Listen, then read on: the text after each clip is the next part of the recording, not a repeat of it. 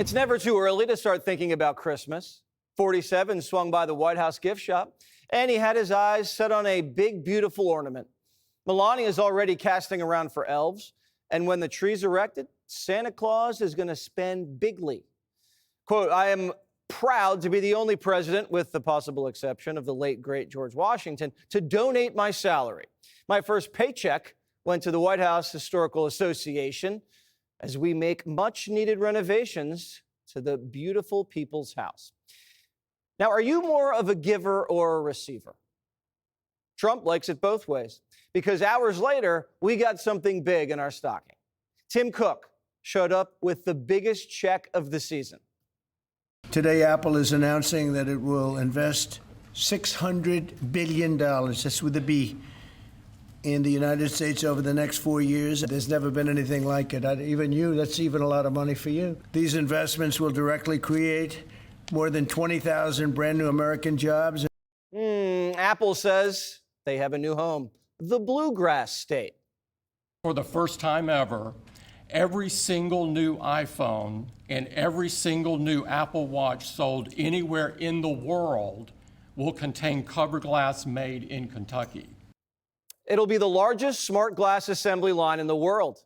And Apple's breaking ground on new AI factories in Houston and investing big money in North Carolina, Iowa, and Oregon. The Apple CEO also announced that the company will only be buying rare earth magnets from America, not China. We're going to keep hiring in America, and we're going to keep building technologies at the heart of our products right here in America, because we're a proud American company, and we believe deeply in the promise of this great nation. The Pentagon said it couldn't be done. Apple had to use cheap foreign labor. They were wrong. They said these billion-dollar pledges were just announcements to curry favor with Trump. They were wrong. They've been wrong about everything.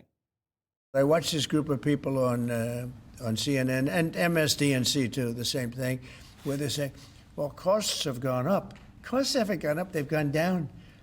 I'm telling you, the thing that's gone up is stock prices and success of our country.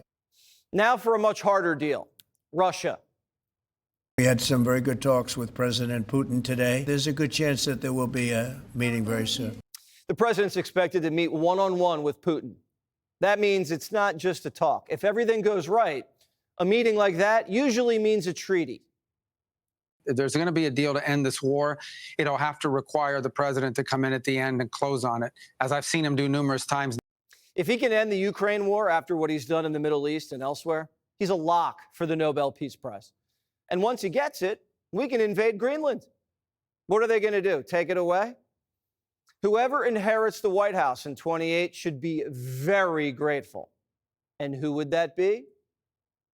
Do you agree that the heir apparent to MAGA is J.D. Vance? Well, I think most likely, in all fairness, he's the vice president. I think Marco is also somebody that maybe would get together with J.D. in some form. New polls say Vance would beat out any Democrat. The Raging Cajun says not so fast. I have never seen a political party at a point in my entire life in politics, which is like 50 years, that has more talent than the current Democratic Party has. I'm talking about sheer, raw, naked political communication skill. I have never seen better than I see right now, waiting in the wings to run for president. Who the is Cajun talking about? Their top four contenders are Kamala, Mayor Pete, Greasy Gav, AOC, and Liz Warren. So I watched this lunatic, Pocahontas. She's a total lunatic. I don't know what she's on. She's all jumping up and down like I've never seen anything like it, talking about supporting the communist mayor. And he's not a socialist. He's a communist.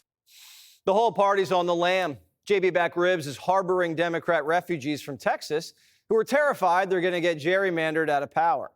Even canceled Colbert's not buying it. Look at 17 here. It does that, then it comes up here and it sneaks around there and goes all the way up here and then goes right over there like that. And look at this one, kind of goes whoop up there.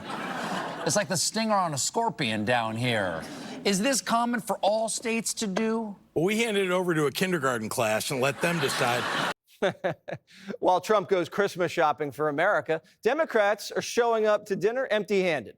The Teamsters say they're sick of it. They ghosted the working man. Let's talk about Bernie Sanders for a second, because He doesn't talk to me anymore. Why? I don't know. When did he stop talking to you? Right after I spoke at the RNC. I think he looks at it as a betrayal of not endorsing the Democratic Party. He's never said that, but his whole attitude and access has completely changed towards us. The Teamsters are like, Bernie, you're breaking up with me? You haven't been home in 6 years. At least Trump takes me down to dinner and remembers my birthday. And you know what? He makes me feel like a real woman. Democrats used to be the party of the worker. They sold him out to be the party of nose-ring PhDs. Can you believe there wasn't a single Democrat who wanted to stand next to Trump and Tim Cook and clap their hands that Apple was bringing manufacturing jobs back? The Teamsters say they've been taken for granted. It was an event that one of our vice presidents, Joan Corey, she's out of my local, she went to, I don't know if it was an Emily's List event the day before our general executive board, and Vice President Harris was there. And so they do a photo op line. So Joan goes in the line and Joan says, I'm Joan Corey, I'm a vice president with the Teamsters Union. And she pointed her finger at Joan and said, Teamsters better get on board. And so Joan says, excuse me? Yeah, Teamsters better get on board. I don't know why you haven't endorsed me yet. So she comes back and she tells me this, and I'm like, the nerve. The nerve. Democrats are the party that expect something for nothing.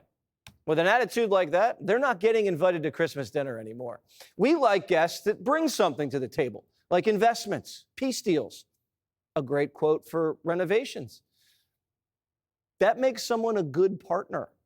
Also, it helps if they can putt.